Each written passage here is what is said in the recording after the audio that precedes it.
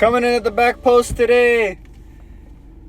World Cup Day 2, halfway through. We had Canada, Bosnia today, South Korea, and Czechia last night. And honestly, two very similar games to one another. You had a Czech team that were playing some very tough, rigid defense and were waiting on set pieces to get their attack because they had a lot of players that were very good in the air and at set pieces. And then the same thing with Bosnia. Bosnia, another team, played very good defensively and had one goal from a set piece, and that was it. Both teams, one goal from a set piece. Other than that, didn't really do much. And then South Korea and Canada, both on the front foot, trying to attack, trying to make things happen, and they couldn't. For South Korea, they were able to find it late through Hwang and Bom having a spectacular performance, while Canada had many opportunities, but their finishers didn't finish. Jonathan David, many opportunities, wasn't at his best. You had Tenny Oluwaseyi, who had a couple of opportunities. There was that one call. If he was onside when Vasil punched him in the head, that would have been a penalty in my eyes. But he was offside, so it made it easy for the referee to be like, okay, no penalty. But in my eyes, if he was onside, that's an easy penalty, and that would have been the difference maker for Canada. And I think South Korea should be very happy with their performance.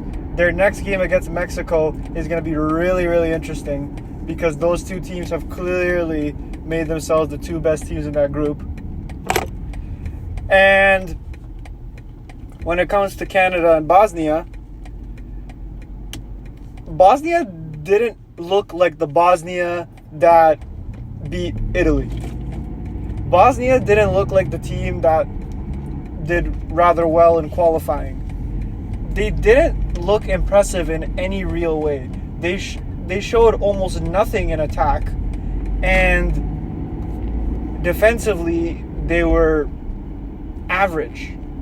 They still gave up a lot of opportunities to a Canadian team that wasn't even at 100%. Now, is that some Canadian bias coming in because I'm Canadian? Yeah. But I also feel like the stats will tell you that Canada was the immensely more dominant team and that Bosnia didn't do much. I remember watching Bosnia against Italy and watching them in the playoffs. And I was really excited about Alarbegovic and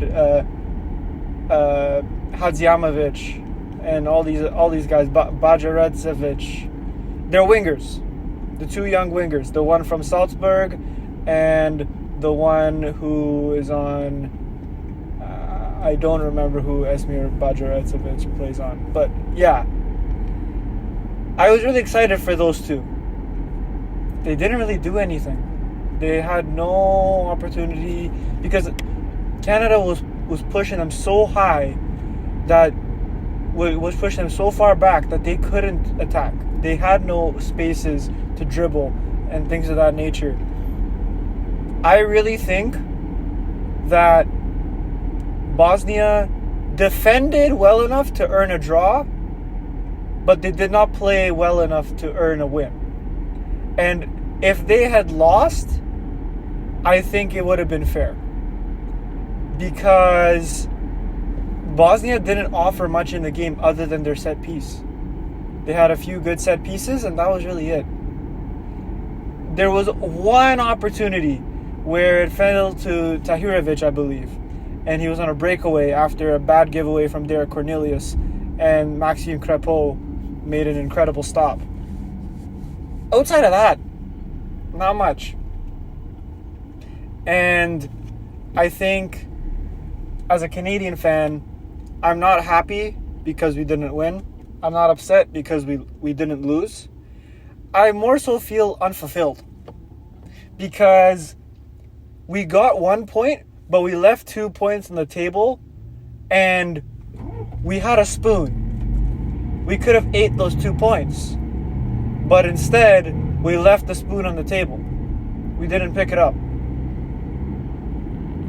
So, because if we made the most of our opportunities and we had some better quality in the final third, I was watching the British broadcast with the BBC, and during halftime and before the game, during halftime and after the game, Micah Richards, Olivier Giroud, and Wayne Rooney all reiterated the same thing. Canada had a fantastic showing, but their final ball was lacking immensely. And I don't know if that changes, because they're right there to break the Bosnian line, but the final pass to break the line, terrible. Great example, right at the end of the game. Ali Ahmed has the ball on the edge of the box, has an opportunity to put it in for Larin and Promise David to get to. And both of whom, who were on the bench to start the game, came on and were lightning in a bottle. Both of them had amazing showings. And I think I would be surprised if at least one of them is not starting against Switzerland in the next game. But never mind that. I think Ali Ahmed had an opportunity to send that into the box, and he sends it so far away and it goes out of play. Those little things add up when you do that time and again and again and again.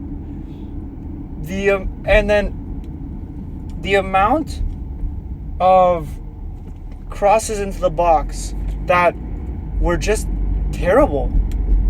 Not the idea of the cross, but the actual cross itself, execution. Canada had the right ideas for doing what they were supposed to do, but their execution of every single thing they wanted to do was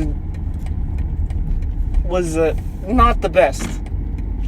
It was underwhelming. That's the best way to put it. Underwhelming. They needed a little bit more than what they got. And I think that if Canada plays this way, they could get a result against Switzerland. And if they play this way, they could beat Qatar. But ultimately, it comes down to making the most of your opportunities. Canada today have shown everybody that they cannot be successful as a defensive side that preys on the counterattack. Why? Why do I say that? Because they don't make the most of their opportunities. They're wasteful with their opportunities. And if you want to play that way, where you defend very staunchly and then take advantage on the counterattack, you need to be super effective with each of your attacks, which Canada was not. Although there are the occasional crazy play, like the 2 clearances off the line. Is the one that's going to be talked about more is the one by that former Arsenal guy. I don't remember his name. The left back. His clearance off the line, bicycle kick. But the rest of them, man, Canada needs to do better if they want to make it far. But yeah, that's it for me today. Peace.